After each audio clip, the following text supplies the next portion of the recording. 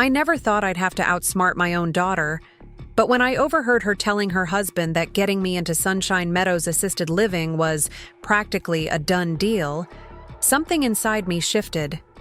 The same hands that had once bandaged her scraped knees were now signing paperwork for a home she believed I'd never see. A home that would make her concerned daughter act crumble into dust. The look on her face when those automatic doors slid open was worth every penny of Great-Aunt Mildred's inheritance. Before we jump back in, tell us where you're tuning in from. And if this story touches you, make sure you're subscribed, because tomorrow I've saved something extra special for you. My name is Eleanor Wilson, though everyone calls me Ellie. At 67, I'm not what most people picture when they hear senior citizen. I still climb the apple trees in my orchard when the best fruit is just out of reach. I volunteer 3 days a week teaching computer skills to veterans at the community center. I've got a standing date with my running group every Tuesday and Thursday morning, 5 miles along the river path, rain or shine. But to my daughter Rebecca, I'm apparently one forgotten teacup away from complete incompetence. The first hint that something wasn't right came last March, when Rebecca started showing up unannounced at my farmhouse, the same colonial-style home where I'd raised her and her brother Michael after their father passed away 20 years ago. The property sits on 3 acres just outside of Burlington, Vermont, with views of Lake Champlain from the upstairs windows. It's been in my family for generations, and I'd always planned to pass it down to my children someday. "Mom, I was in the neighborhood and thought I'd check in," Rebecca would say, though her neighborhood was a 40-minute drive away in South Burlington. She'd scan my living room with narrowed eyes, as if conducting a health inspection. "Have you been remembering to take your vitamins?" "My vitamins. Not my heart medication or insulin. I don't need either, thankfully. But the basic multivitamin my doctor recommended for all his patients over 50. Rebecca spoke as if forgetting a vitamin would be the first domino in a cascade of cognitive decline. "I'm managing just fine, sweetheart," I'd answer, watching her open my refrigerator without asking, checking expiration dates and frowning at the perfectly good leftovers I'd planned to eat for lunch. During these visits, Rebecca would casually mention her colleague's mother, who waited too long to move into assisted living and ended up breaking her hip, or her client's father, who almost burned the house down by forgetting about a pot on the stove. Each anecdote delivered with practiced concern, her eyes searching my face for signs of fear. I'd smile and nod, offering her tea and changing the subject to her children, my grandkids Emma and Jackson, who visited less and less frequently these days. Rebecca always had an excuse ready: soccer practice, piano recitals, homework. But somehow they managed to spend weekends at her in-laws' vacation home 2 hours away. By summer, these casual drop-ins had evolved into something more strategic. Rebecca began bringing glossy brochures for various retirement communities. Her careful avoidance of the term nursing home didn't escape my notice. She'd leave them on my coffee table, kitchen counter, even my bedside table, like a trail of breadcrumbs leading to my supposed future. "Sunshine Meadows has a 3-month waiting list, Mom," she mentioned one Sunday afternoon while her husband Todd inspected my basement. "We should really get your name on their list just in case." "Just in case of what, exactly?" I asked, keeping my voice light as I watered my African violets by the bay window. Rebecca sighed with practiced patience. "In case you need more support. Their apartments have emergency call buttons in every room, and the staff checks on residents 3 times a day." "That sounds more like prison than paradise," I remarked, which earned me a frown. "Mom, please be reasonable. You're living alone in this big old house with those dangerous stairs and all this property to maintain." The dangerous stairs I climbed multiple times daily without issue. The property I'd been maintaining successfully since her father died. I simply smiled and changed the subject again, but inside, my suspicions were growing. When Todd came upstairs, I overheard him whisper to Rebecca in the hallway, "The foundation looks solid. but I told the real estate agent we'd need a professional inspection before listing. Real estate agent? Listing? My hand froze on the watering can. That night after they left, I called my son Michael, who lives in Boston with his husband David. Michael has always been my straight shooter, the one who tells it like it is. "Have you noticed anything odd about Rebecca lately?" I asked after our usual catch-up chat. "You mean besides her sudden interest in your health and well-being?" Michael responded dryly. "David and I were just talking about that. She called last week asking if we'd want any of the family heirlooms when you transition to your next phase." Her words, not mine. My blood ran cold. "Michael, I think she's planning to sell the house." "What? She can't do that. The house is yours." "For now," I said quietly, pieces clicking into place. "But if she can convince everyone I'm no longer capable of living independently—" The silence on the line spoke volumes. "Mom, do you want David and me to come up next weekend? We can talk to her together." I considered this briefly, then decided against it. Not yet. I need to understand exactly what she's planning first. After we hung up, I sat in my garden watching fireflies rise from the tall grass at the edge of the property.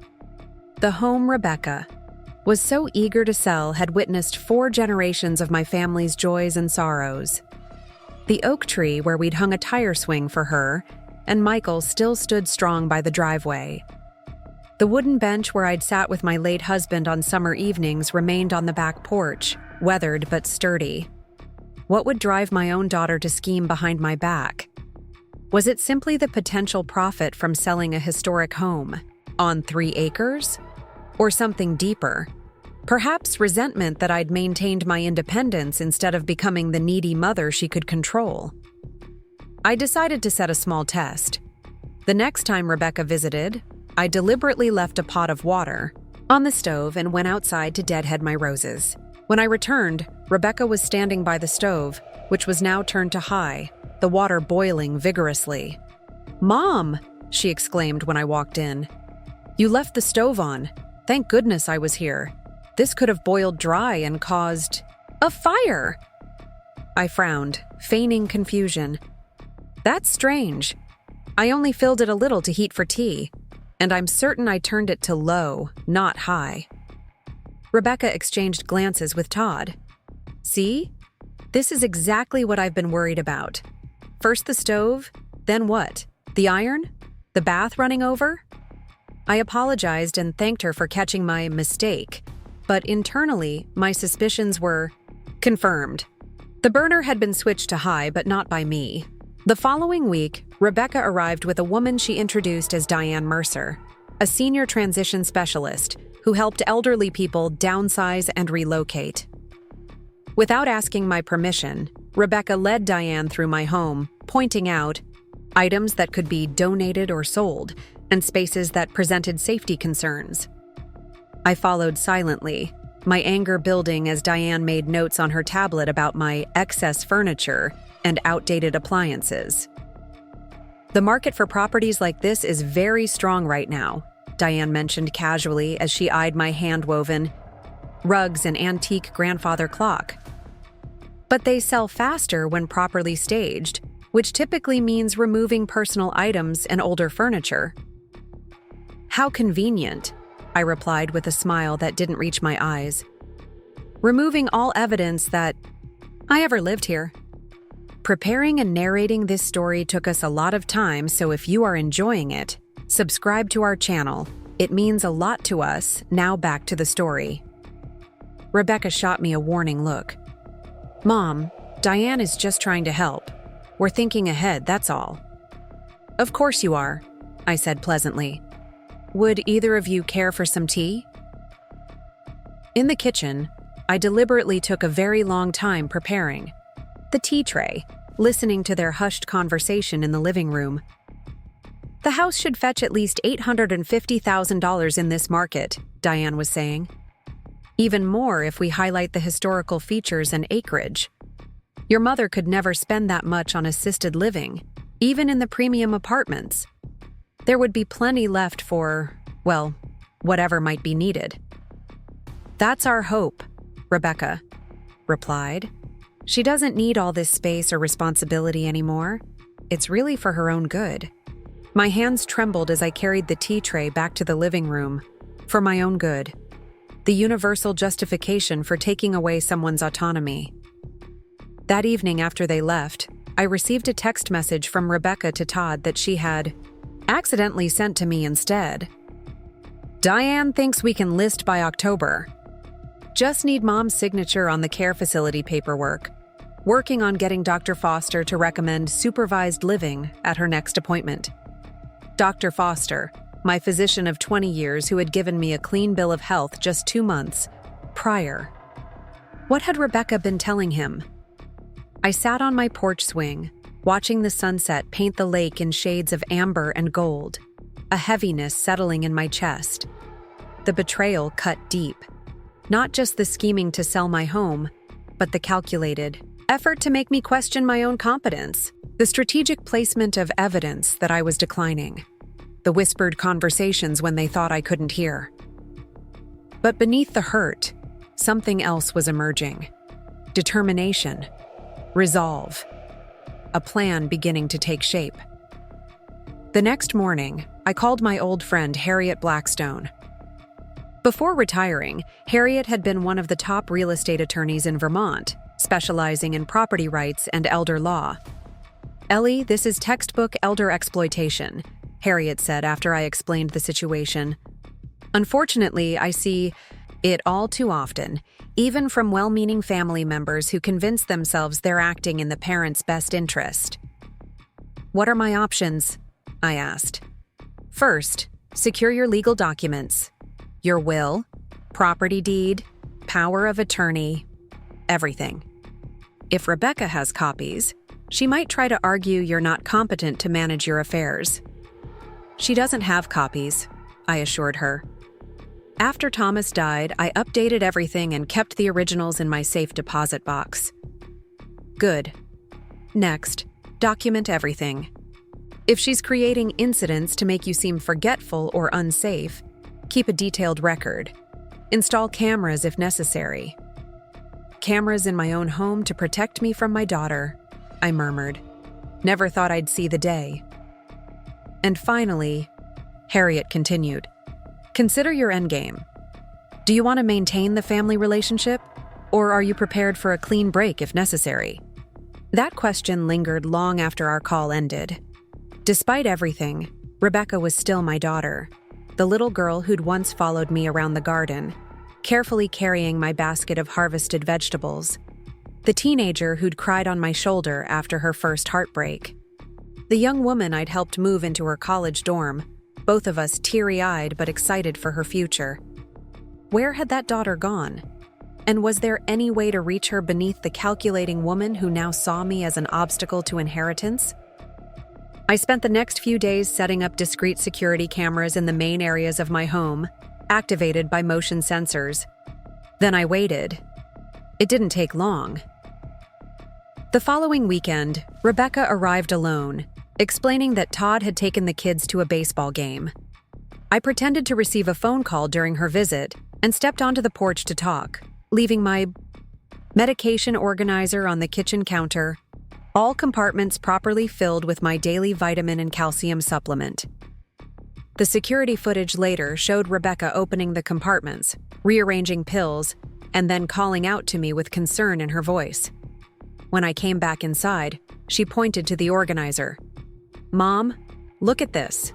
Your pills are all mixed up. Sunday's compartment is empty and Tuesday has 3 pills instead of 1. I blinked at the organizer, then at her. "That's strange. I just filled it yesterday using the system I've used for years." Rebecca pulled out her phone, took a photo of the disorganized pills, and then began fixing the arrangement. "It's okay, Mom. Everyone gets confused sometimes. I'm just worried about you taking the wrong medication or missing doses." "What would I do without you?"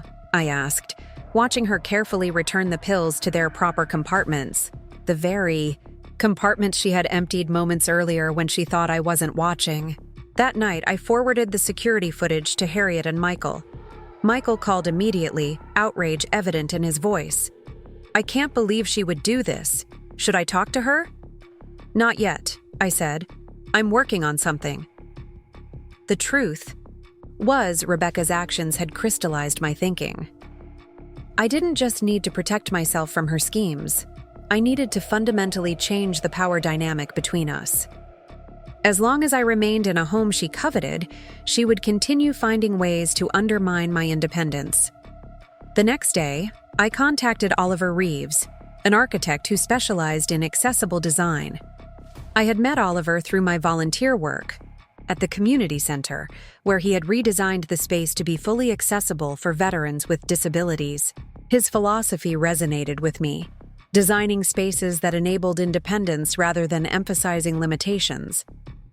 "I've been considering a change," I told him over coffee at a small cafe far from my neighborhood, where I wouldn't run into Rebecca or her friends. "Something dramatic that would allow me to maintain my independence while addressing legitimate concerns about aging in place." Oliver's eyes lit up. "I've been working on some concepts you might find interesting. A fusion of traditional design with smart home technology, focused on enabling graceful aging without institutional aesthetics." He showed me preliminary sketches of single-level homes with wide doorways, zero-threshold showers, and kitchen counters that could adjust to seated or standing heights. But what caught my attention were the integrated technologies: motion-activated lighting, fall detection systems, smart appliances that could shut off automatically, voice-controlled environment management. The technology exists to create homes that adapt to changing needs, Oliver explained. The challenge is designing them to feel like homes, not medical facilities. "That's exactly what I want," I said. "Something that represents the future, not a surrender." Over the next few weeks, Oliver and I met regularly at the cafe, refining plans for what would become my new home. I also consulted with my financial advisor about liquidating some investments, not for assisted living, but for a different kind of future than Rebecca had planned for me. Meanwhile, Rebecca's campaign intensified. Small things kept going missing during her visits. My car keys, my reading glasses, my phone, only to be discovered in unlikely places after she helped me search. "Mom, you put your glasses in."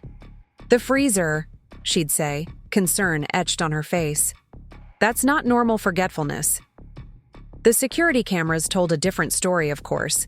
Each misplaced item was deliberately moved when I stepped out of the room. The most alarming incident came when I discovered my home's thermostat had been turned up to 85 degrees while I was working in the garden.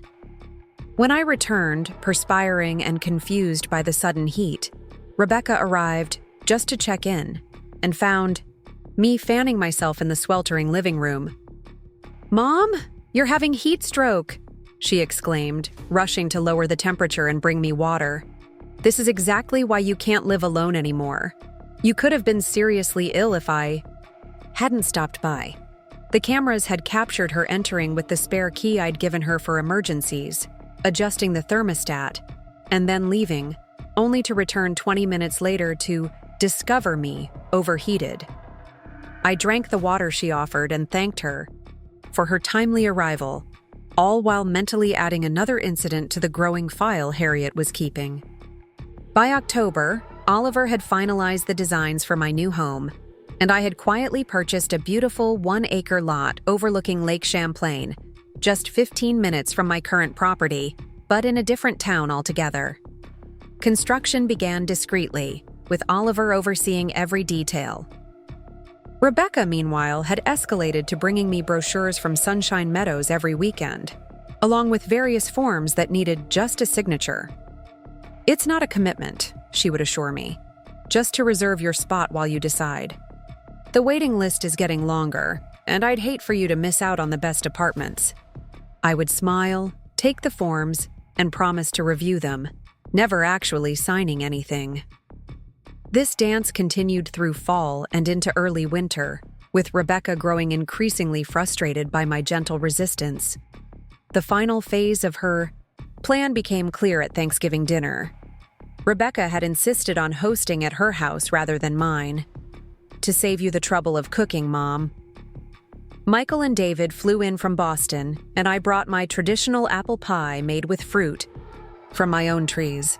After the meal, as we sat around the fire in Rebecca's tastefully decorated living room, she clinked her glass to get everyone's attention. "I have an announcement," she said, her voice brimming with what sounded like emotion but felt calculated. "I've been concerned about Mom's well-being for a while now, and I know Michael has too, though he hasn't seen the daily struggles I've witnessed." Michael raised an eyebrow but said nothing. "So," Rebecca continued, "I've arranged for a geriatric assessment with Dr. Foster next week. He's agreed to evaluate Mom's capacity for independent living and provide professional recommendations." "How thoughtful," I said mildly, sipping my tea. "Although I just had my annual physical 2 months ago, and Dr. Foster found nothing concerning." "This is different, Mom. It's specifically to assess cognitive function and safety awareness." Rebecca turned to Michael with a practiced expression of concern. "You haven't been here to see what I've seen. The forgotten stove burners, the disorganized medications, the keys in the refrigerator." Michael glanced at me and I gave him the slightest shake of my head. We had agreed to let Rebecca's plan play out fully before revealing what we knew. "What exactly are you suggesting, Rebecca?" Michael asked carefully. "Just that Mom might be happier somewhere with more support.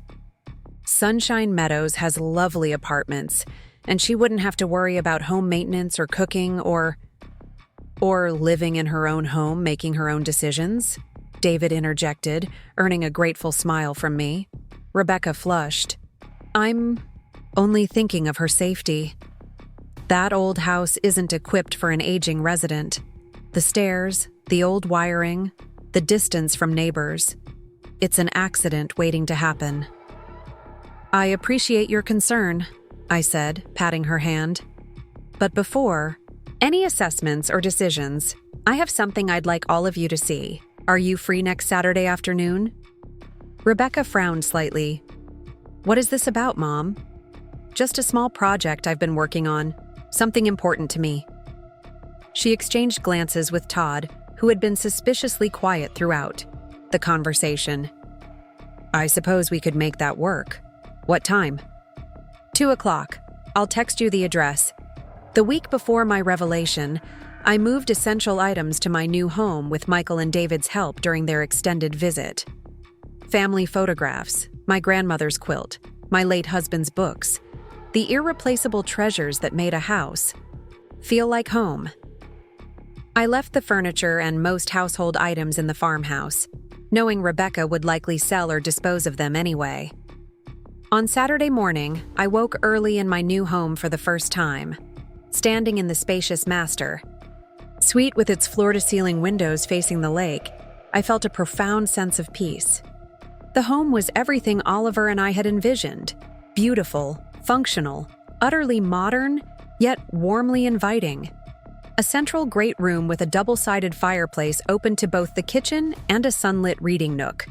The kitchen featured counters that could be electronically adjusted for height, cabinets that lowered with the touch of a button, and appliances with safety features that would shut them off if left unattended. The bathroom included a zero-entry shower with a bench and handheld sprayer, though nothing about it looked institutional or medical. Throughout the home, smart technology had been integrated seamlessly. Voice-activated lighting and climate control, a monitoring system that could detect falls or unusual patterns without invasive cameras, automated blinds programmed to adjust with the sun's position. The single-level design eliminated stairs entirely, with wider doorways and smooth transitions between rooms to accommodate any future mobility challenges. Outside, raised garden beds would allow me to continue growing vegetables and flowers without stooping, and a covered porch wrapped around to capture lake views from multiple angles. A separate guest suite ensured privacy for visitors, and the entire property was landscaped for minimal maintenance.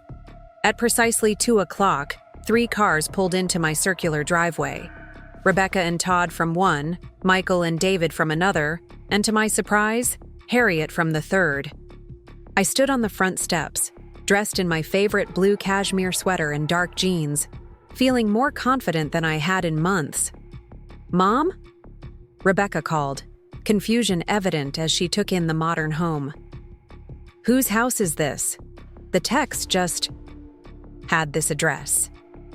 "Mine," I said simply, pressing my palm to the biometric reader beside the front door. It slid open silently, recognizing my handprint. "Please come in." Their collective expressions as they stepped into the great room were worth every penny I'd invested. Rebecca's jaw literally dropped, while Todd's eyes darted around, clearly calculating the property value. Michael and David, having helped with the final touches, simply grinned. I came back inside to find Rebecca standing by the kitchen counter, holding my pill organizer with an expression of deep concern. "Mom," she said, her voice laden with worry that now sounded hollow to my ears. "Your pills are all mixed up. Sunday's compartment is empty, and Tuesday has 3 pills instead of 1. I gazed at the organizer, then at Rebecca, affecting mild confusion. "That's odd. I just filled it yesterday using the same system I've used for years." Rebecca quickly took out her phone and snapped a photo of the disorganized pills before beginning to correct the arrangement. "It's okay, Mom. Everyone gets a little confused. Sometimes. I'm just worried about you taking incorrect medication or missing doses altogether." "What would I do without you?" I asked softly, watching her return the pills to their proper compartments, the very ones she had deliberately emptied. Moments earlier when she thought I wasn't watching.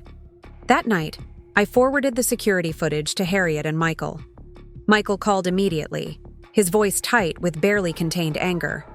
"I can't believe she would do this. Should I confront her? This is elder abuse, Mom."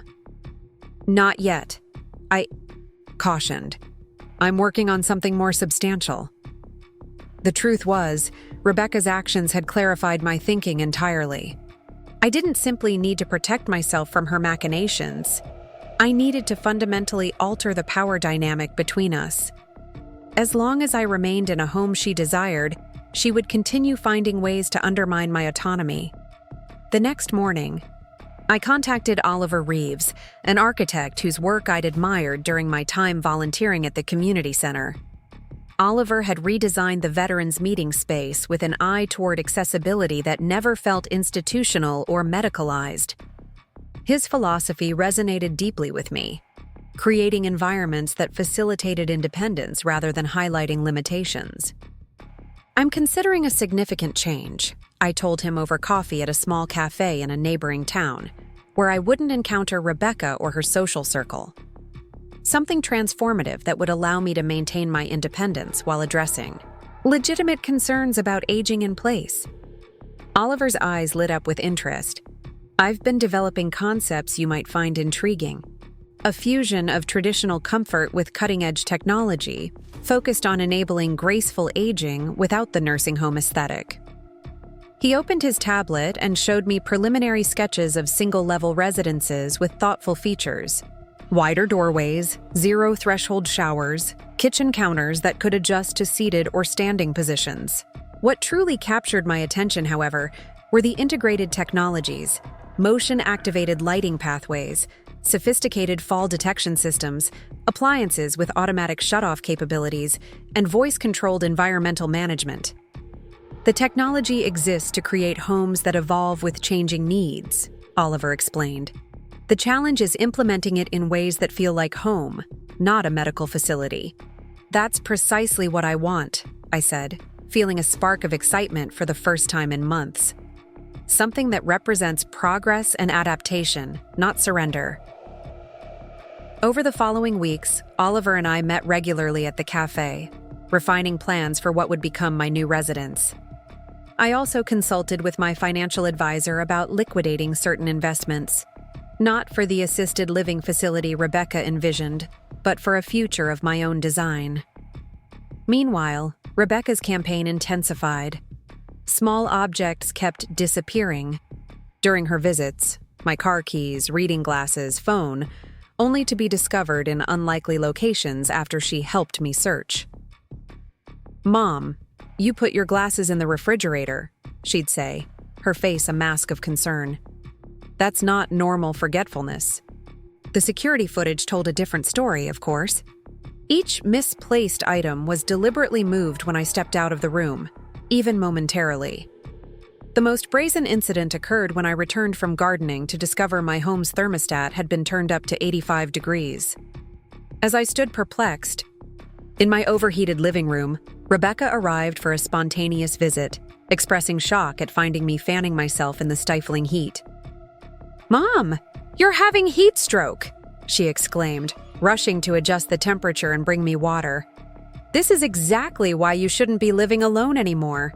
You could have become seriously ill if I hadn't happened to stop by." The security camera had captured her entering with the spare key I'd provided for emergencies, deliberately raising the thermostat to an uncomfortable level, departing, then returning 20 minutes later to discover me overheated.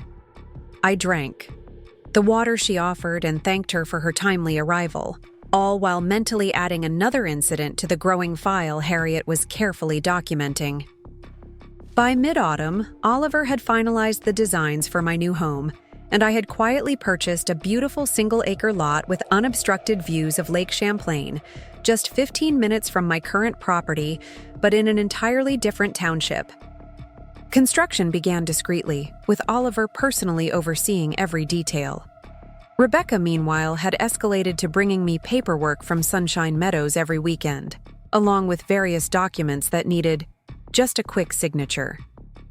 "It's not a binding commitment," she would assure me, "just to secure your place while you consider. The waiting list keeps growing, and I'd hate for you to miss out on the premium apartments." I would smile, accept the forms, and promise to review them, never actually signing anything. This delicate dance continued through autumn and into the early winter season, with Rebecca growing increasingly frustrated by my gentle resistance. The culmination of her strategy revealed itself at our Thanksgiving gathering. Rebecca had insisted on hosting at her house rather than mine. "To spare you the stress of cooking, Mom." Michael and David flew in from Boston, and I contributed my traditional apple pie baked with fruit from my own orchard. After the meal, as we gathered in Rebecca's meticulously decorated living room, she clinked her glass to capture everyone's attention. "I have an announcement," she declared, her voice carrying an emotion that sounded genuine but felt rehearsed. "I've been worried about Mom's well-being for some time now, and I'm sure Michael has concerns too, though living in Boston means he hasn't witnessed the daily struggles I've observed." Michael raised an eyebrow but remained silent, as we had previously agreed. "So," Rebecca continued, "I've scheduled a comprehensive geriatric assessment with Dr. Foster next week. He's agreed to evaluate Mom's capacity for independent living and provide professional recommendations for her care going forward." "How thoughtful," I remarked mildly, sipping my tea. Though I just completed my annual physical 2 months ago, and Dr. Foster found nothing concerning. "This is different, Mom. It's specifically focused on cognitive function and safety awareness." Rebecca turned toward Michael with an expression of practiced worry. "You haven't been here to see what I've witnessed. The forgotten stove burners, disorganized medications, keys in the refrigerator." Michael glanced at me and I gave him the slightest shake of my head. We had agreed to allow Rebecca's plan to unfold completely before revealing what we knew. "What exactly are you suggesting, Rebecca?" Michael asked carefully. "Simply that Mom might be happier somewhere with more support. Sunshine Meadows has lovely apartments, and she wouldn't need to worry about home maintenance or cooking or living independently and making her own decisions," David interjected, earning a grateful smile from me. Rebecca flushed slightly. "I'm only concerned about her safety. That old farmhouse isn't suited for an aging resident. The staircases, the outdated wiring, the isolation from neighbors, it's an accident waiting to happen." "I appreciate your concern," I said, patting her hand gently. But before any assessments or decisions, I'd like all of you to see something important to me. Are you available next Saturday afternoon? Rebecca frowned. What is this about, Mom? Just a small project I've been working on, something that matters deeply to me. She exchanged glances with Todd, who had remained conspicuously quiet throughout the entire conversation. I suppose we could arrange that. What time? 2 o'clock. I'll message you the address. The week preceding my revelation, I transported essential belongings to my new home with Michael and David's assistance during their extended stay. Family photographs, my grandmother's handmade quilt, Thomas's beloved book collection, the irreplaceable treasures that transform a structure into a sanctuary. I left the furniture and most household items in the farmhouse, knowing Rebecca would likely sell or dispose of them regardless. Saturday morning, I awoke in my new home for the first time. Standing in the spacious master suite with its floor-to-ceiling windows framing the lake, I experienced a profound sense of liberation. The residence embodied everything Oliver and I had envisioned: elegant, functional, thoroughly modern, yet warmly inviting. The central great room featured a double-sided fireplace that served both the living area and a sunlit reading nook.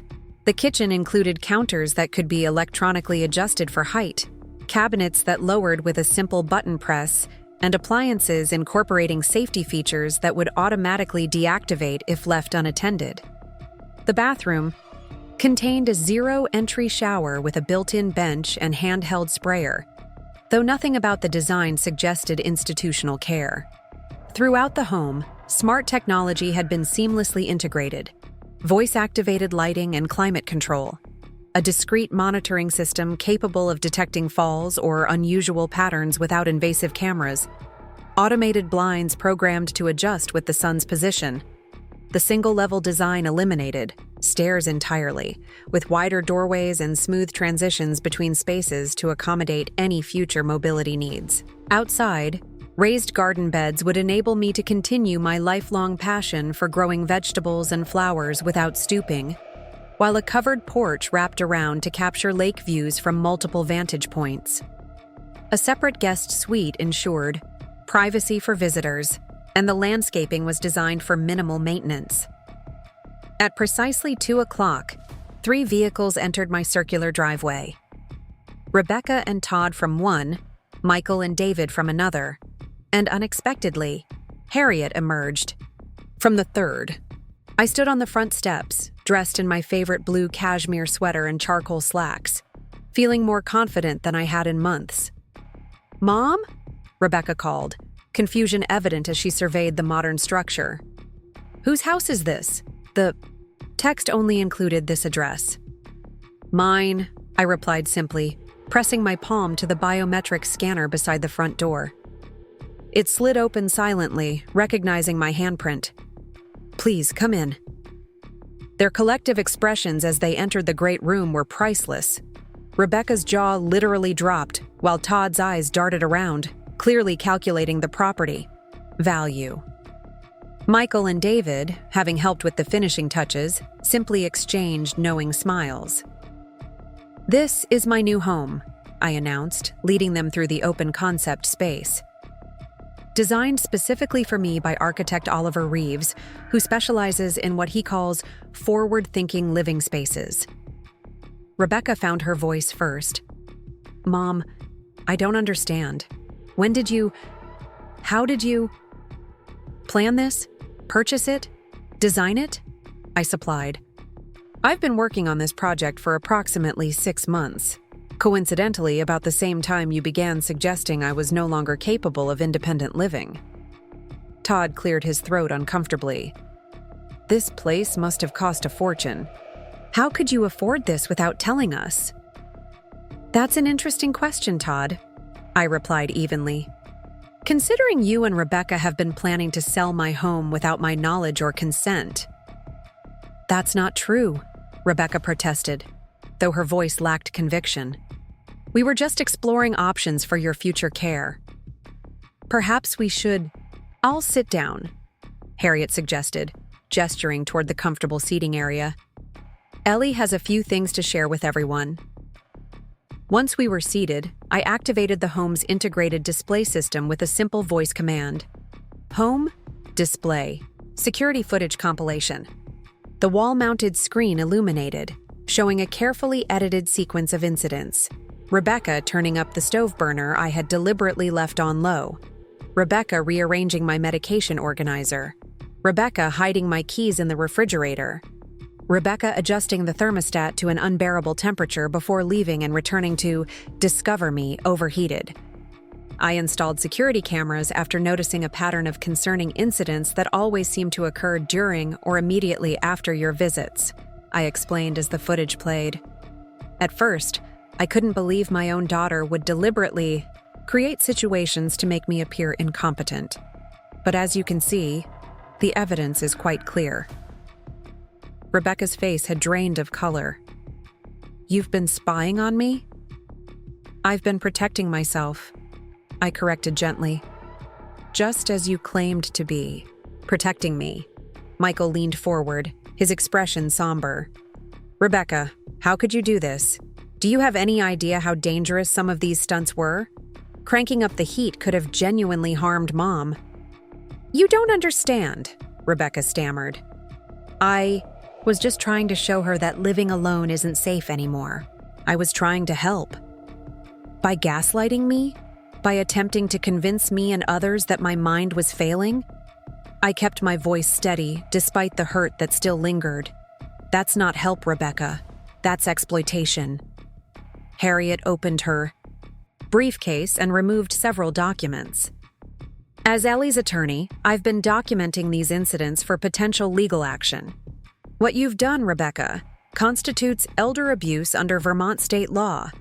The deliberate creation of situations to make an older adult appear incompetent with the aim of controlling their assets carries serious penalties.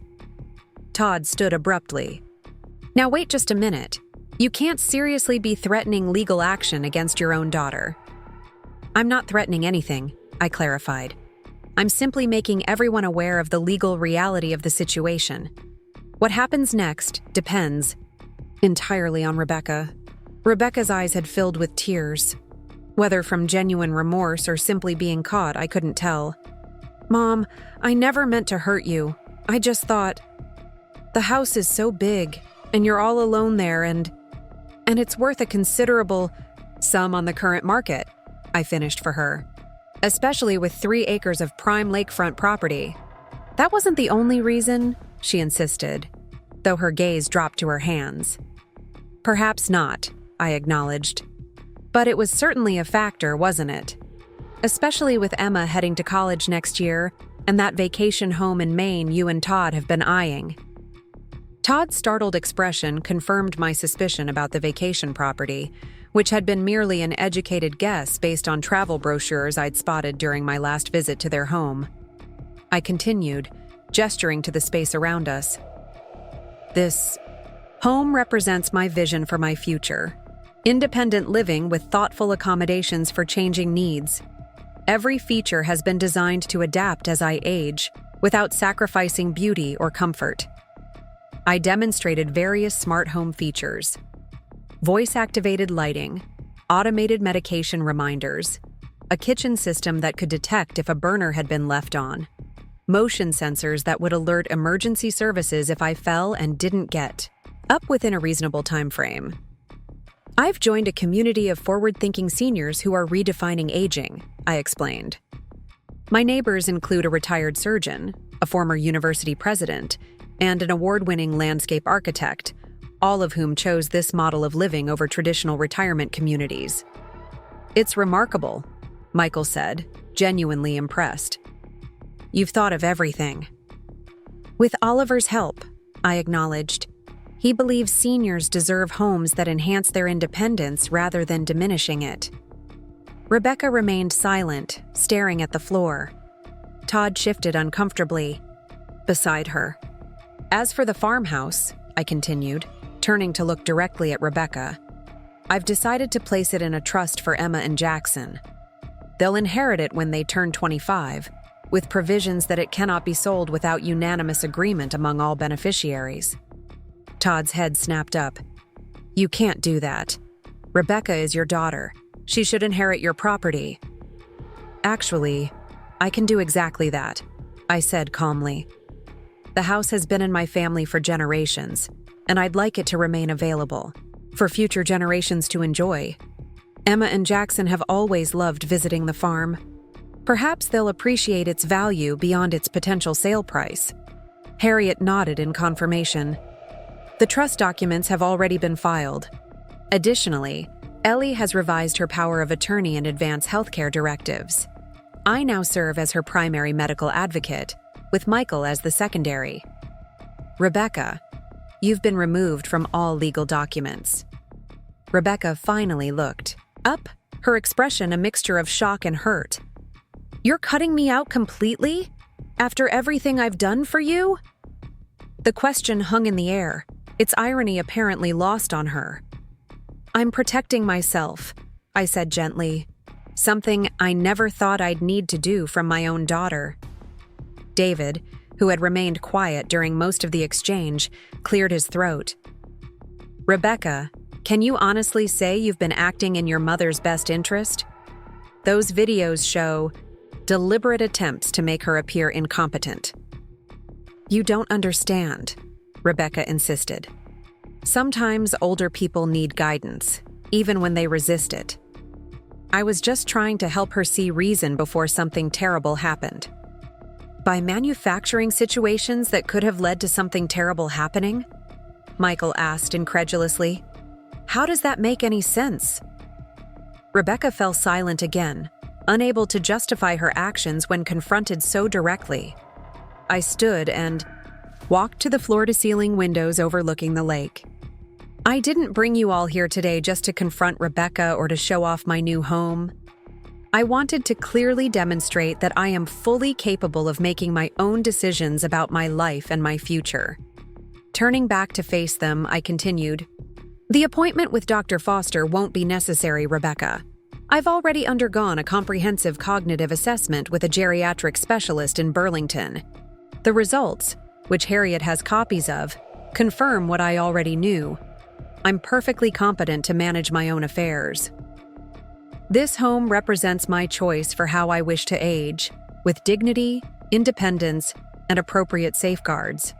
Not warehoused, in an institution, no matter how luxurious its brochure makes it appear. Rebecca stood suddenly, tears streaming down her face. So that's it? You've made your decision, built your perfect smart house, and now you're just done with me? Over some misunderstanding? Misunderstanding, Michael echoed, incredulous. Rebecca, we all watched the same footage. That wasn't a misunderstanding, it was calculated. I moved closer to Rebecca, looking directly into her eyes. I'm not done with you. You're my daughter and I love you. But our relationship needs to change fundamentally. No more manipulation. No more lies. No more treating me like I'm incapable simply because I've reached a certain age. If you want to rebuild trust between us, it will take time and consistent effort on your part. I'm willing to try family counseling if you are, but make no mistake, I will never again allow you to make decisions for me or to undermine my independence. Todd stood, placing his hand on Rebecca's shoulder. I think we should go. This is a lot to process. Rebecca looked at me once more, a mixture of emotions crossing her face. Anger, shame, perhaps even a flicker of respect. Without another word, she allowed Todd to guide her toward the door. After they left, an uncomfortable silence fell over the remaining group. Finally, Michael spoke. Mom, I'm so sorry you had to go through this without David and me here to support you daily. You supported me in the ways that mattered, I assured him. And honestly, I needed to handle this my way. This house isn't just a building, it's a statement about how I choose to live the remainder of my life. Harriet smiled approvingly. You've created something revolutionary here, Ellie, a model that others might follow. That's my hope, I admitted. Oliver already has inquiries from other seniors who've heard about this project. People who want to age on their own terms without sacrificing safety or comfort. As afternoon mellowed into evening, we shared a meal at my new dining table overlooking the lake. The conversation gradually shifted from Rebecca's betrayal to more pleasant topics. Michael's recent promotion, David's community theater production, Harriet's grandchildren. After Michael and David retired to the guest suite and Harriet left, for home, I stepped onto my covered porch with a glass of wine. The lake reflected the moon's silver path across dark waters, peaceful and constant. A sense of tranquility settled over me. Not the false peace of ignorance, but the earned serenity of someone who had faced a painful truth and found her way through it. I didn't know if Rebecca and I would ever fully reconcile. The breach of trust ran deep, and healing would require genuine acknowledgement and remorse on her part. But whatever happened with our relationship, I had reclaimed my power and independence. I had refused to be diminished by someone else's narrative about aging. As I gazed across the moonlit lake, I thought about the generations of women in my family who had lived and aged in the old farmhouse. They had faced their own challenges with the fortitude and grace I hoped to emulate. Now, I was forging a new path, one that honored their legacy while embracing the possibilities of the present. The smart home hummed quietly around me, responsive and adaptable, much like I had learned to be. Tomorrow would bring new challenges, perhaps even attempts at reconciliation. But tonight, surrounded by a home that represented my values and choices, I felt something I hadn't expected to find through this painful journey: profound freedom.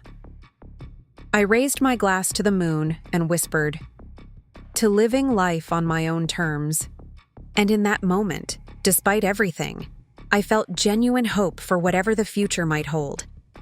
The winter settled over Lake Champlain with a quiet intensity, transforming the landscape around my new home into a canvas of pristine white. 3 weeks had passed since the confrontation with Rebecca, and the silence between us stretched like the ice across the lake, beautiful in its clarity, but dangerous in its depth. Each morning, I would stand by my panoramic windows, watching the sunrise paint the snow-covered hills in shades of pink and gold, sipping my coffee and wondering if today would be the day she would call. She didn't. Not for those first 3 weeks. The only communication came in the form of a formal-looking envelope containing photocopies of old family photographs, pictures of Rebecca as a child, images of family holidays, moments I had treasured, but left behind at the farmhouse. No note accompanied them. Whether this represented an olive branch or further separation, I couldn't tell. My smart home had become my sanctuary during this period of emotional adjustment. On particularly cold mornings, the heated floors would warm to my preferred temperature before I even rose from bed, triggered by the subtle shift in my sleep patterns that my home had learned to recognize. The lighting adjusted automatically, to match my circadian rhythms, brightening gradually as dawn approached. When my arthritis flared in the damp weather, gentle reminders would appear on the kitchen display, suggesting it was time for anti-inflammatory medication. "You talk about this place like it's alive," Michael commented during one of our daily video calls. "Like it's your companion." "In a way, it is," I replied, watching snowflakes swirl outside my window. "It anticipates needs I didn't even know I had. Yesterday, when I was baking, the countertop lowered itself when it sensed I was getting tired. From standing. I never programmed it to do that. It learned." "That's either fascinating or slightly terrifying," Michael laughed. "But as long as it's not planning to take over the world, I'm glad you have the support." The support extended beyond mere technological convenience. My neighbors in this innovative community had quickly become friends, particularly Vivian Kellerman, a retired judge who lived 2 doors down. At 73, Vivian had survived both breast cancer and the loss of her partner of 30 years. Her resilience and sharp wit made her excellent company during our morning walks along the community's plowed pathways. "Heard anything from..." Your daughter? Vivian asked one snowy morning as we carefully navigated the trail, our boots crunching on the packed snow. Still nothing, I replied, adjusting my scarf against the wind. I'm beginning to think she's waiting for me to make the first move. Vivian snorted, her breath clouding in the cold air. After what she pulled, I'd let her sweat a while longer. Sometimes people need to sit with their actions before they can truly understand them. She's still my daughter, I said quietly, despite everything. Which is exactly why this is so hard, Vivian nodded. The deepest wounds always come from those closest to us. We walked in comfortable silence for a while, the only sounds the distant call of winter birds and the gentle hum of a maintenance drone clearing snow from solar panels on a nearby roof. Technology and nature in careful balance, much like I was trying to achieve between independence and connection, boundaries and forgiveness. The first real thaw came in late January, both in the weather and in my relationship with Rebecca. A text message appeared on my phone one Thursday morning. Mom, can we talk? Coffee at Lakeside Brew tomorrow at 11? Just me. I stared at those words for a long time, my heart performing a complicated dance of hope, wariness, and anticipation. Finally, I texted back a simple yes. Lakeside Brew was neutral territory, a cozy cafe in Burlington, neither too close to Rebecca's home nor to my new residence. I arrived early, selecting a quiet table by the window where I could watch the partially frozen lake while gathering my thoughts. The cafe buzzed with the gentle energy of a weekday morning. College students hunched over laptops, remote workers conducting hushed meetings, retirees lingering over second cups of coffee. Rebecca arrived precisely at 11, shedding her heavy winter coat to reveal a simple gray sweater that made her look younger, more vulnerable than the polished professional who had so confidently planned my institutionalization. She hesitated before sitting across from me, as if unsure of her welcome. "Thank you for coming," she said, her voice barely audible above the cafe's ambient noise. "Of course," I replied, keeping my tone neutral while studying her face. Dark, circles beneath her eyes suggested sleepless nights. Good, a small vindictive part of me thought, before I gently pushed that feeling aside. The barista brought over the tea I had ordered for Rebecca, Earl Grey with a splash of milk, no sugar, the same way she had taken it since college. A flicker of surprise crossed her face that I had remembered, or perhaps that I had presumed. She hadn't changed. "Your house is beautiful," she began awkwardly after taking a sip. "I should have said that before. It's really impressive what you've created." "Thank you," I said. "It's exactly what I needed, though not in the way you might think." Rebecca flinched slightly at the implied criticism, but pressed on. "I've been seeing someone, a therapist, I mean, twice a week since that day at your new place." This genuinely surprised me. Rebecca had always dismissed therapy as unnecessary emotional indulgence whenever Michael had mentioned his own positive experiences with counseling. "That's good," I offered cautiously. "I hope it's helping." She nodded, tracing the rim of her cup with one finger. "It is. She's helping me understand some things about myself that aren't particularly flattering." Rebecca drew a deep breath before continuing. "I've been controlling, not just with you, but with everyone. Todd, the kids, colleagues, always thinking I know best, always needing to manage everything and everyone." I remained silent, giving her space to continue this difficult self-reflection. "When Dad died, something shifted in me," she said. "I was 28, building my career, planning my wedding, and suddenly there you were, alone in that big house, running the orchard by yourself, refusing help from anyone. You were so capable." She said the word as if it were somehow problematic. "I think part of me was waiting for you to fall apart, to need me the way I'd needed you when I was growing up. But you never did. I grieved Thomas deeply. I reminded her. You saw my grief. Yes, but you never lost functionality. You kept going, kept thriving. And instead of admiring that, I think I resented it. Her voice cracked on the last word. When you started getting older, I saw my opportunity. Finally, you would need me. I would be essential to you. And when you continued to be independent, I started fabricating evidence that you weren't. The raw honesty of her admission hung between us. Part of me wanted to reach across the table and take her hand to ease this painful confession. But another part, the part still healing from betrayal, kept my hands wrapped around my coffee mug. My therapist says I have control issues stemming from childhood insecurity, Rebecca continued when I didn't respond. Apparently, when you grow up with a mother who seems indestructible, you develop some complicated feelings about strength and vulnerability. I was never indestructible, I said quietly. I was terrified most of the time after your father died. Afraid of making mistakes that would affect you and Michael. Afraid of showing weakness when you both needed stability. I just didn't have the luxury of falling apart. Rebecca nodded slowly. I never saw it that way. I just saw the competence, never the fear behind it. She paused, gathering courage for what came next. Mom, what I did was unforgivable. The manipulation, the gaslighting. I can barely stand to think about it now. I wouldn't blame you if you never trusted me again.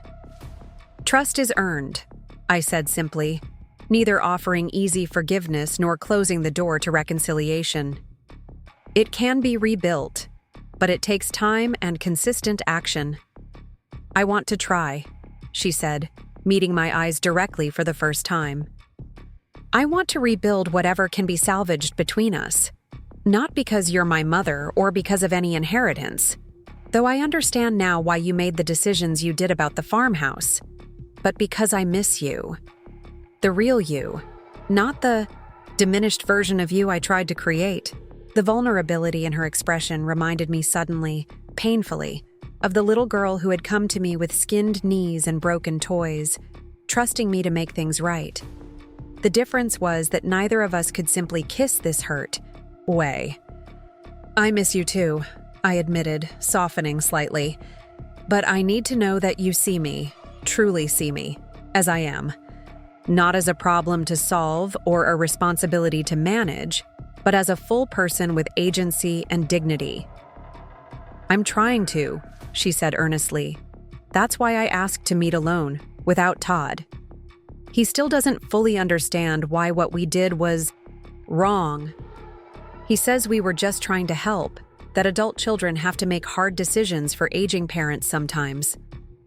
I couldn't help the sharp laugh that escaped me. I'm 67, Rebecca, not 97.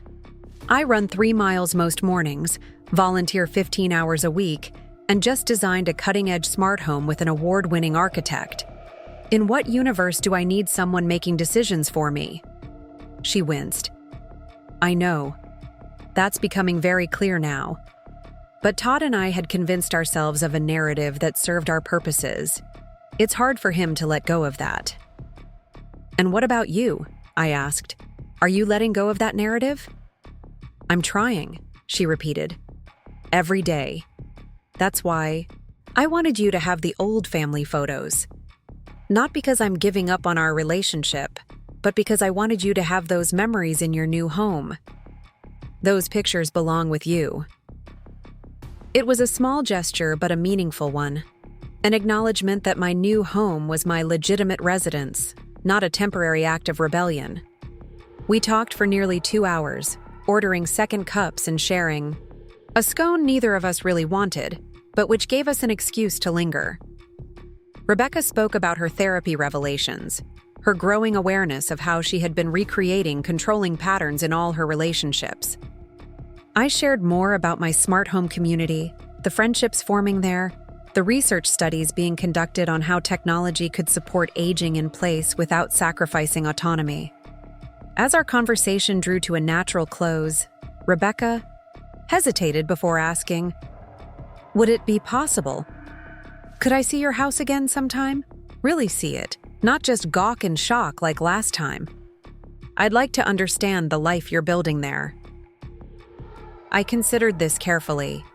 My home was my sanctuary, especially now. Allowing Rebecca back into that space required a level of trust I wasn't sure I felt yet, but refusing would create another barrier to healing. Yes, I decided finally, but not right away. Let's continue these conversations first. Maybe in a few weeks, if things continue well between us. Relief washed over her face. Thank you. I'd like that. As we prepared to leave, bundling back into our winter coats, Rebecca paused. Mom, there's something else I need to tell you. Todd and we're having problems, serious ones. All this has brought up questions about our relationship, about his values versus mine. I'm not sure where it's heading. I absorbed this with a complex mix of emotions. Concern for my daughter, validation that she was truly reassessing her life choices, worry about my grandchildren. I'm sorry to hear that, I said sincerely. Marriage is never easy, especially when core values come into question. I just wanted you to know, she said, adjusting her scarf, in case things change suddenly, and to ask, if things get really difficult, could I call you? Not to fix anything, just to talk? The request represented a different kind of relationship than we had shared for many years, one where she sought my wisdom rather than managing my affairs. It felt like a first tentative step towards something healthier. Yes, I said. You can always call me, Rebecca. We parted with an awkward hug that melted into something more genuine halfway through, neither of us quite ready to let go despite the complicated feelings between us. Driving home along the snow-lined lake road, I felt a cautious optimism I hadn't expected from this meeting. Not naive hope that everything would instantly heal, but realistic appreciation for the difficult self-examination Rebecca seemed to be undertaking. True change was never easy or comfortable, especially when it required confronting unflattering truths about oneself. When I arrived home, my house welcomed me with gentle warmth and soft lighting that seemed to sense my contemplative mood. I asked the home system to play Debussy, and Claire de Lune filled the space as I stood by the windows watching ice floes drift across the lake. The music had been a favorite of Thomas's, something we often played on quiet evenings together. The memory brought a bittersweet ache, but no longer the sharp pain of fresh grief. Home, I said aloud. Remind me to call Michael tonight. Reminder set for 7 p.m., the system responded in its pleasant, unobtrusive voice. Would you like me to tell you about the community garden planning meeting scheduled for tomorrow? Yes, please, I replied, still watching the lake as the system outlined the agenda for tomorrow's gathering, where residents would plan the shared garden spaces for the coming spring. Life continuing, evolving, adapting, just as I was. February brought increasing light and tentative signs of thaw. Rebecca and I established a pattern of weekly coffee meetings, each one slightly easier than the last. We stayed on neutral ground, neither returning to the farmhouse nor visiting my new home, both of us recognizing the need to build a foundation of honest communication before navigating emotionally charged spaces. During our fourth meeting, Rebecca mentioned that Todd had moved into their guest room. He says I'm overreacting to the whole situation, that families sometimes need to make difficult decisions for elderly parents. When I try to explain why that thinking is problematic, he shuts down or gets defensive. That must be difficult, I said, genuinely sympathetic despite my lingering wariness of Todd. Marriage requires shared values at its core. We used to share values, Rebecca sighed. Or I thought we did. Now I wonder if I was just adopting his perspectives without questioning them. Like this idea that aging automatically equals decline and dependency. She looked at me apologetically. I never questioned it because it seemed like common knowledge, like gravity or something. Old people decline, children take over. That's just how it works. That narrative serves a society that doesn't value elders, I pointed out. It makes it easier to warehouse people instead of adapting environments to support continued autonomy. Rebecca nodded thoughtfully. Your smart home community is challenging that entire paradigm, isn't it? That's why Oliver Reeves has been interviewed by those technology magazines. I smiled, pleased she had noticed the media attention our community had been receiving. It's not just technology for technology's sake. It's about designing spaces that evolve with changing needs, that anticipate and adapt rather than requiring the person to be institutionalized when challenges arise. I'd still like to see it properly, Rebecca ventured carefully, when you're ready. After 6 weeks of steady relationship rebuilding, I finally invited Rebecca to visit my home again, this time with the express purpose of understanding rather than confrontation. The day we selected happened to coincide with a late winter storm, snow swirling in dramatic patterns across the lake as she pulled into my driveway. The view is spectacular, she commented as she entered, snow melting from her boots onto the heated entryway floor. Even in this weather. Especially in this weather, I corrected with a smile. The lake never looks the same twice. It's constantly changing. I gave her a proper tour this time, explaining the thoughtful features that made the home both beautiful and functional. The kitchen where counters could adjust to my height, whether I was standing or seated. The bathroom with its zero-entry shower and elegant grab bars disguised as design elements. The bedroom where subtle monitoring could detect if I fell during the night without invasive cameras. The whole house learns from my patterns, I explained as we settled in the living room with tea. If I normally wake at 6 but haven't stirred by 7, it can send an alert to my designated contacts. If I typically move from room to room every few hours but haven't moved in an unusual amount of time, it notices. But all of this is customizable, respectful of privacy, and designed to enable independence rather than surveillance. Rebecca listened attentively, asking thoughtful questions about how the systems worked. It's like having invisible support that's there when you need it, but doesn't intrude when you don't, she observed. Exactly, I nodded, pleased by her understanding. The opposite of an institutional setting where care is provided on the facility's schedule, not the residents. As afternoon light faded into early evening, Rebecca helped me prepare a simple dinner in my kitchen. The domesticity of chopping vegetables side by side created a comfortable atmosphere between us, reminiscent of earlier, less complicated times. "Mom," she said suddenly, setting down her knife. "I filed for separation from Todd yesterday." I paused, absorbing this significant news. "Are you all right?" She nodded slowly. "Better than I expected, actually. Once I made the decision, I felt lighter, like I could finally see clearly after looking through fog for years." "And the children?" I asked, thinking of Emma and Jackson. "They're adjusting. Emma understands more. She's 17, applying to colleges. She actually told me she was proud of me for standing up for Grandma." Rebecca smiled faintly. "Jackson is having a harder time. He's 13, already dealing with typical teenage emotions, and now this. They're welcome here anytime," I offered. "This place has an excellent guest suite, and I'd love for them to see what their grandmother has created." "Thank you," Rebecca said, resuming her vegetable chopping. "That would mean a lot to them, to all of us." After dinner, as Rebecca prepared to leave, she paused by the front door. "Mom, I know it's going to take time to rebuild what I damaged between us, but I want you to know that seeing you here, thriving in this incredible place you've created, it's helping me reframe everything I thought I knew about aging and independence." "We're all aging, every day, from the moment we're born," I replied.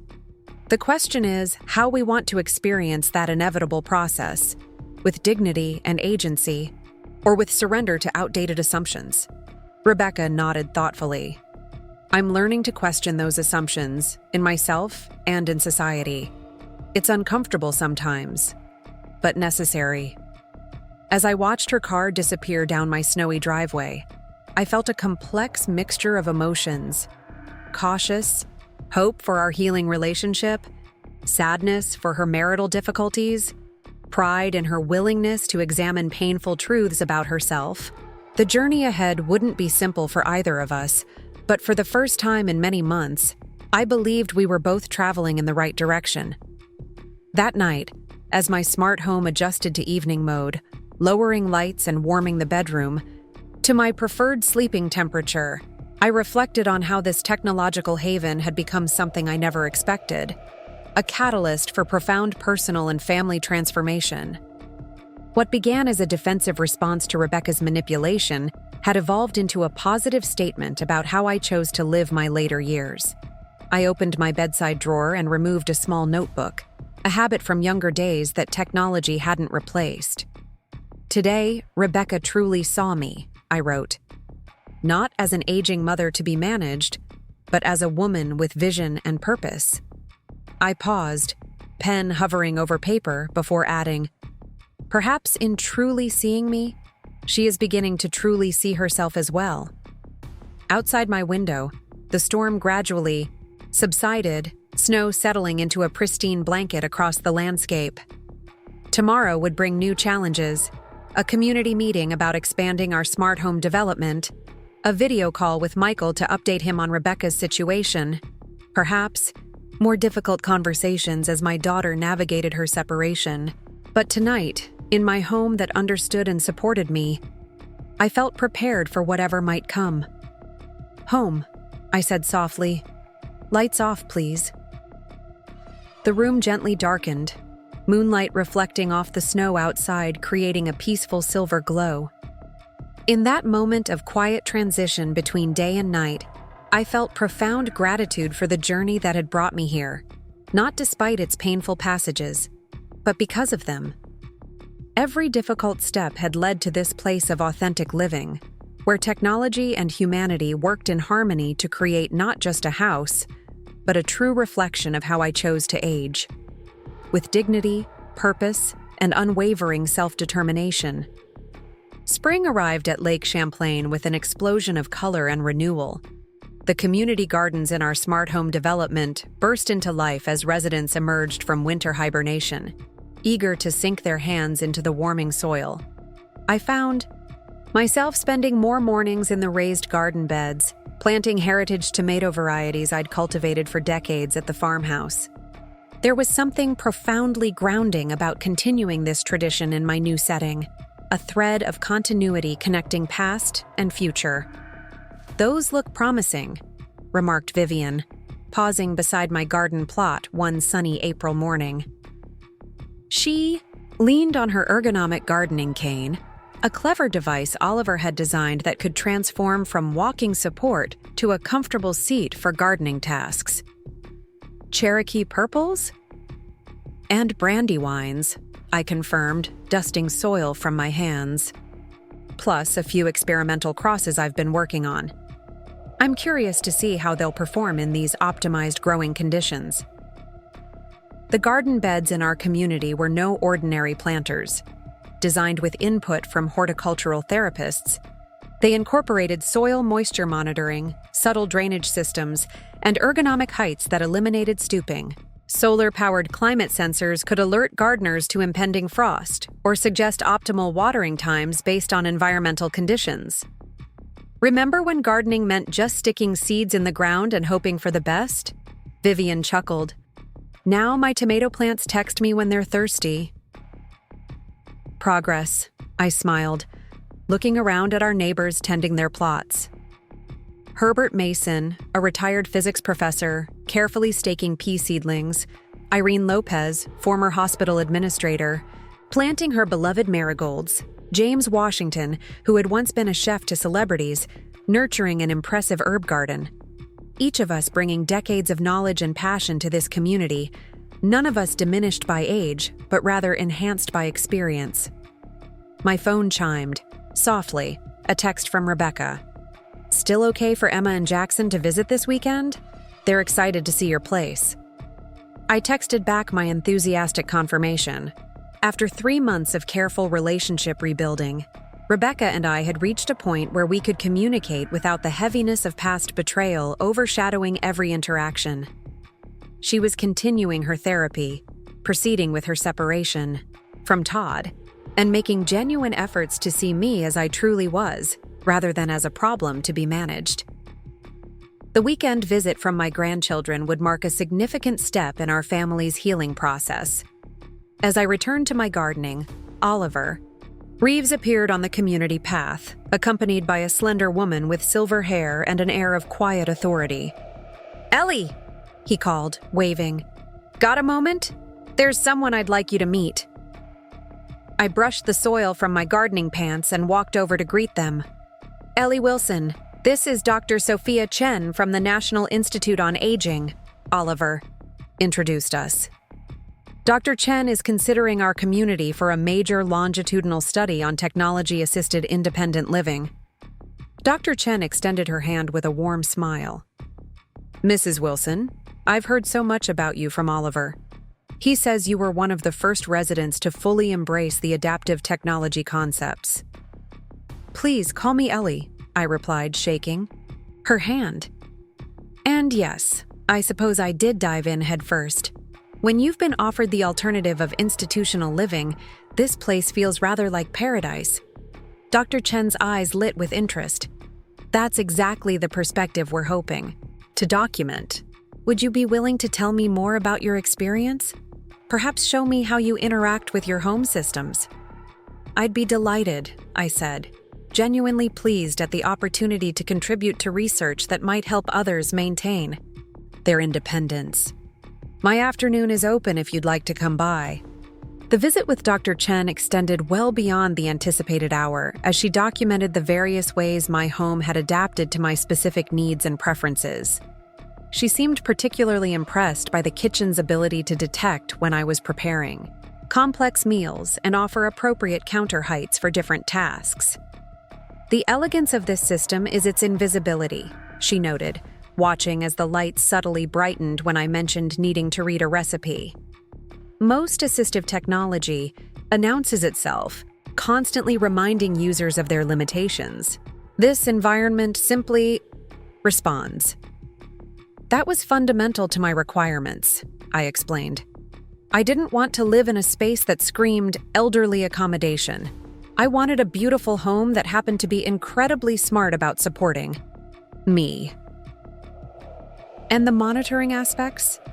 Do they ever feel intrusive?" Dr. Chen asked, jotting notes on her tablet. I considered this carefully. Initially, I was concerned about privacy, but the system is designed to recognize patterns rather than surveilling specific activities. It knows, for instance, that I typically make tea around 4 o'clock. If one day I don't, that alone doesn't trigger any response.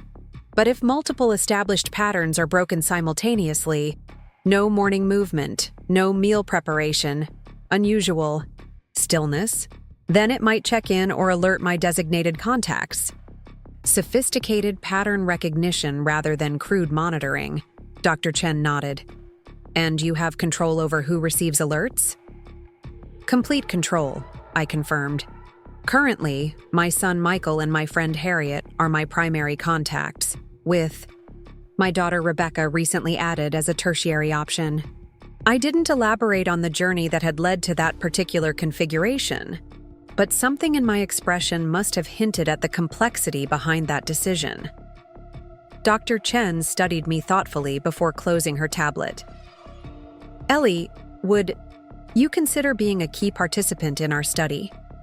Your background in creating this lifestyle, combined with your ability to articulate its benefits and challenges, would provide invaluable insights." The request surprised and flattered me. What would that involve exactly? Regular interviews, documentation of how the technology adapts to your changing needs over time, perhaps speaking at conferences about your experience, Dr. Chen explained. "We're particularly interested in the psychological and emotional impact of technology that enhances independence rather than merely compensating for age-related changes. I'd be honored, I said after brief consideration, especially if it helps change the conversation around aging and independence. As Dr. Chen departed with promises to send formal study details, I found myself reflecting on how dramatically my life had transformed in less than a year. From nearly being pushed into assisted living to potentially becoming a voice for revolutionary approaches to aging, the irony wasn't lost on me. The weekend arrived with perfect spring weather, sunshine warming the lakeside path where I waited for my grandchildren. Rebecca had texted that she was dropping them off for the afternoon while she attended a mediation session with Todd regarding their separation agreement. When the car pulled up, Emma leapt out first, her lanky 17-year-old frame unfolding with the boundless energy of youth. Jackson followed more cautiously, 13 and navigating that difficult threshold between childhood and adolescence, unsure which side he belonged on at any given moment. "Grandma!" Emma called, rushing to embrace me. "This place is amazing. Is that a drone delivery pad on the roof?" I laughed, returning her hug. Good eye. Yes, we receive certain supplies via drone service, particularly useful during winter weather. Jackson approached with the studied casualness of a teenager determined not to appear too excited about anything. "Hey, Grandma," he murmured, accepting my hug with the brief awkwardness typical of boys his age. "Your mom will pick you up around dinner time," I explained as we walked toward my home. "I thought we could explore the community, have lunch, maybe bake something together this afternoon." "Can we see how all the smart stuff works?" Jackson perked up, technology being the universal language that could penetrate even teenage indifference. "Absolutely," I promised. "You can help me program some new voice commands if you'd like." The afternoon unfolded in a pleasant rhythm of exploration and connection. Emma, college-bound in the fall and considering architecture as a major, was fascinated by Oliver's design innovations. Jackson, initially reserved, became animated when I showed him how to program custom routines into my home system. "So you can basically create your own commands for anything?" he asked, eyes wide as he experimented with the interface. "Within reason," I nodded. "The system has safety protocols, of course. I can't accidentally program it to leave the oven on overnight or ignore fall detection alerts."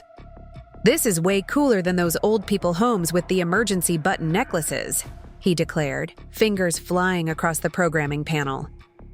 "Jackson!" Emma scolded. "That's rude." "It's all right," I assured her. "He's not wrong. The difference is fundamental. Those systems assume decline and dependency. This environment assumes capacity and agency, with flexible support available as needed."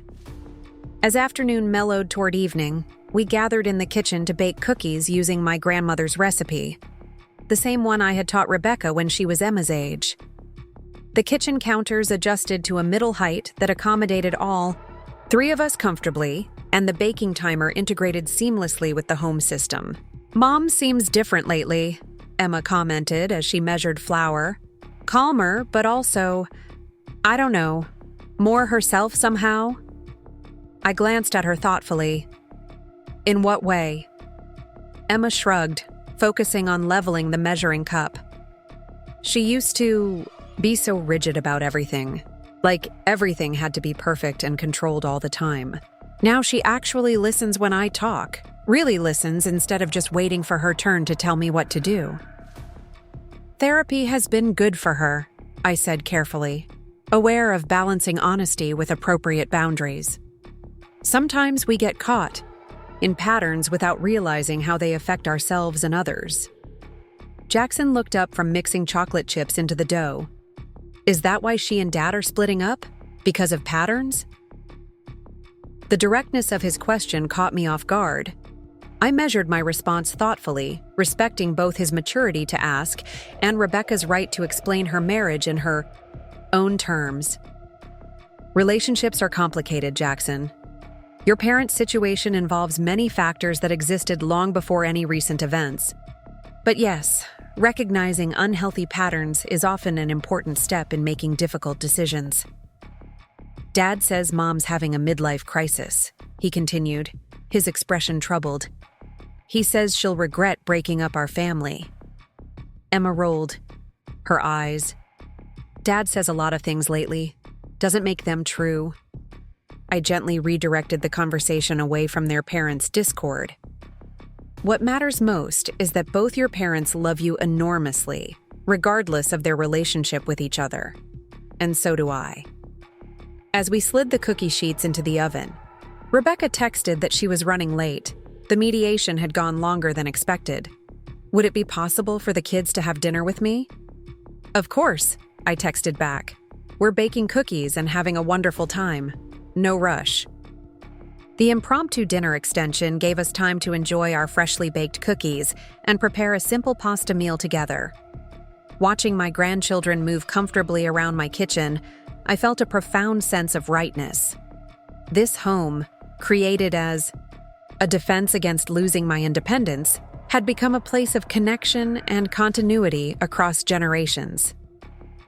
When Rebecca finally arrived, her expression was strained but composed.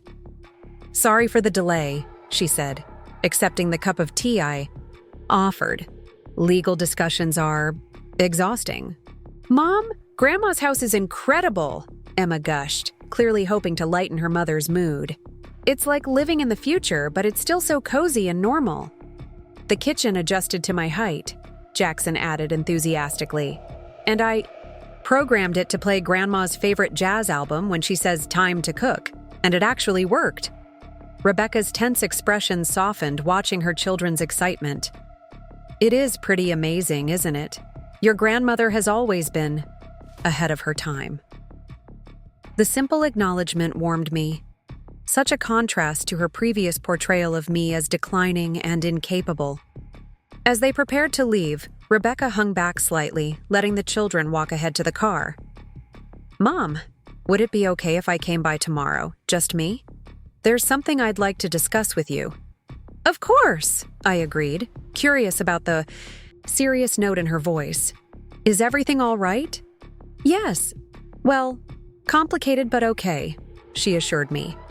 "I just need some advice from someone who's navigated major life transitions successfully."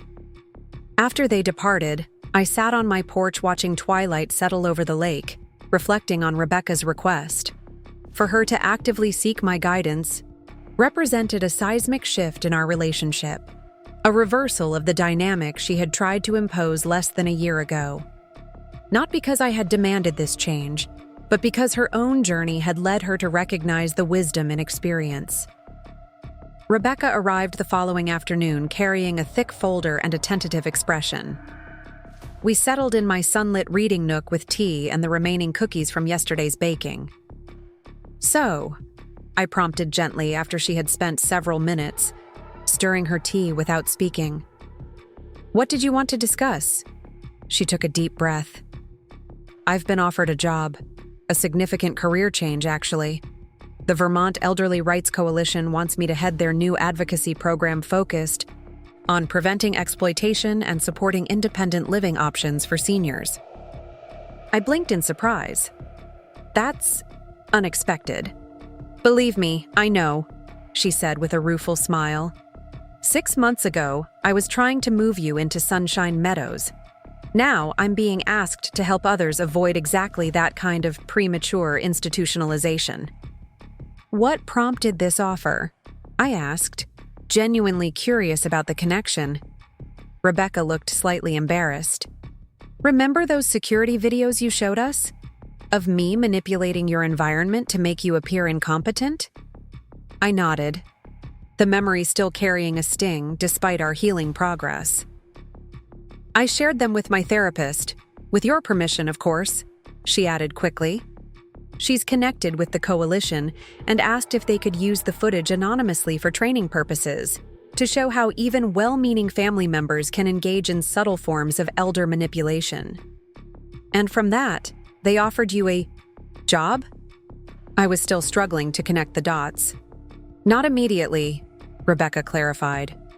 They invited me to participate in a panel discussion about family dynamics and elder autonomy. I spoke about my journey, how I'd convinced myself I was acting in your best interest while actually serving my own agenda. Apparently, my marketing background combined with my personal experience makes me uniquely qualified to develop education programs for families navigating these issues. The irony was almost too perfect.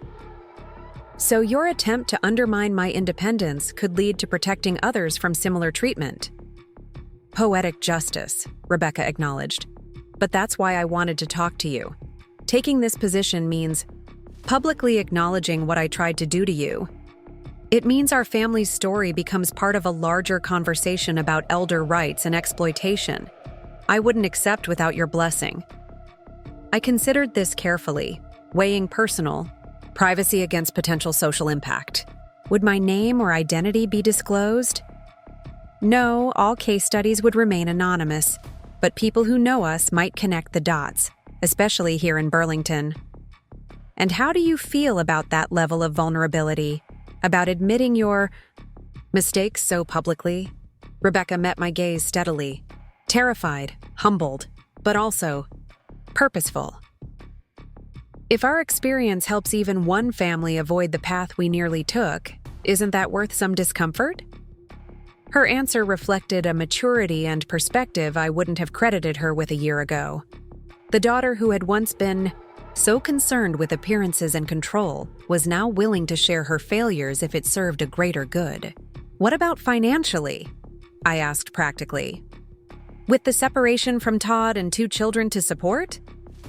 The salary is less than my marketing position, she admitted. But the work is meaningful in a way advertising never was. And honestly, this whole experience has made me reassess what security really means. Is it a bigger house and luxury vacations, or is it integrity and purpose? I smiled, recognizing echoes of conversations Thomas and I had shared decades ago when deciding to prioritize family time over career advancement. You know what your father would say to that? That no amount of money can purchase a peaceful conscience, she quoted softly. I've been thinking about him a lot lately. We sat in companionable silence for a moment, both remembering Thomas, in our own ways. I think you should take the position, I said finally. Our story may be uncomfortable, even painful, but it's authentic. And authenticity is what gives testimony its power. Relief washed over Rebecca's face. Thank you. Your support means everything. She hesitated before adding, there's one more thing. The coalition is partnering with developers interested in creating more communities like this one, smart homes designed for aging in place. They've asked if you might be willing to consult on the project, share your experience as a resident. Funny you should mention that, I said, telling her about Dr. Chen's visit and the research study. It seems I'm becoming something of an accidental advocate myself. Like mother, like daughter, Rebecca smiled, just in a very roundabout way. As spring blossomed into early summer, our lives settled into new patterns that would have been unimaginable a year earlier. Rebecca accepted the position with the coalition and threw herself into developing educational resources for families navigating aging transitions. I became an active participant in Dr. Chen's research study, documenting how my smart home continued to adapt to my evolving needs and preferences. Most significantly, Oliver Reeves approached me with an unexpected proposition. Based on the success of our community and growing interest in the concept, his architectural firm was expanding into new developments across the country. Would I consider joining as a resident consultant, bringing my lived experience to the design process? You have a unique perspective, he explained during a meeting on my porch. You've experienced both the threat of lost independence and the empowerment of technology-enhanced autonomy. That journey gives you insights that neither architects nor technologists possess independently. The opportunity was both flattering and intriguing. What exactly would this role involve? initially reviewing designs and providing feedback from a resident's perspective, Oliver outlined. Eventually, perhaps speaking at planning commissions or city councils when we face the inevitable NIMBY resistance to innovative senior housing. Possibly even traveling to potential sites to consult on regional adaptations. Travel, I mused, watching a sailboat glide across the lake. It's been years since I've traveled for anything other than family obligations. Too physically demanding? Oliver asked with gentle directness. I laughed. Not at all, just never had a compelling professional reason. My life has been rooted here, the orchard, the farmhouse. But now, I gestured toward the lake view. I find myself surprisingly untethered in the most liberating way. 2 weeks later, I found myself on a flight to Portland, Oregon. Tablet filled with architectural renderings for a proposed smart home community overlooking the Columbia River. Beside me sat Vivian, who had also accepted a consulting role, bringing her legal expertise to complement my experiential perspective. Did you ever imagine we'd be starting new careers in our 70s? She chuckled as we reviewed the project documents. Technically, I'm still in my 60s, I corrected with mock seriousness. But no, this wasn't exactly in my 5-year plan. When Rebecca was trying to ship me off to Sunshine Meadows, Vivian's expression grew thoughtful. Speaking of Rebecca, how is she adjusting to her new position? Still going strong with the advocacy work? Flourishing, actually, I said, feeling a surge of maternal pride. She's developing a training program for medical professionals to help them recognize signs of family exploitation. Apparently, her marketing background is perfect for crafting messages that change entrenched perceptions. The Portland project meeting exceeded all expectations. City officials were receptive to the concept of technology-enhanced independent living, particularly when Vivian and I shared our personal experiences. One council member, whose mother had recently been pressured to enter assisted living despite her protests, became an immediate advocate for zoning approval.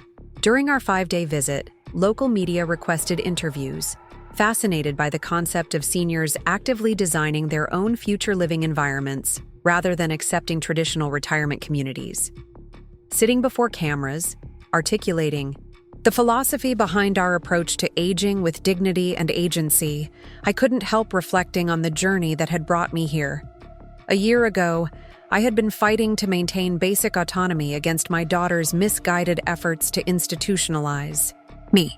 Now I was helping shape national conversations about aging and independence, my voice carrying weight in discussions previously dominated by those who viewed seniors as problems to be managed rather than individuals with valuable perspectives to contribute. On our last evening in Portland, Vivian and I enjoyed dinner at a restaurant overlooking the Willamette River. As we savored local wine and fresh seafood, my phone chimed with a video call from Rebecca. "Mom! I just saw you on the national news," she exclaimed when I answered. "The segment about revolutionary senior living. You were amazing." "Really? I had no idea they were running it nationally," I said, surprised and slightly embarrassed by the attention. "Well, you're officially famous," Rebecca grinned. "Emma's friends saw it, and now she's telling everyone her grandmother is disrupting the aging industrial complex." Her words, not mine. We laughed together, the easy warmth between us still sometimes surprising after the fractures we had navigated. "How are the kids?" I asked, genuinely interested rather than just making conversation. "Managing. Jackson's struggling a bit with the back and forth between houses, but therapy helps. Emma's been accepted to 3 architecture programs for fall. I think your influence might have something to do with her sudden interest in design." "And you? How are you holding up with everything?" Rebecca's smile softened. "One day at a time. The work is challenging but fulfilling. The divorce proceedings are proceeding. Life feels both harder and more authentic than before." She paused, studying me through the screen. "You look happy, Mom." Really happy. I am, I realized, the truth of it settling around me like a comfortable shawl. Not despite everything that happened, but because of it. Sometimes the most painful catalysts create the most meaningful transformations. After we ended the call, I sat quietly watching Portland's city lights reflect on the river. Vivian respectfully allowed me my thoughtful silence before gently asking, "Penny, for your thoughts?"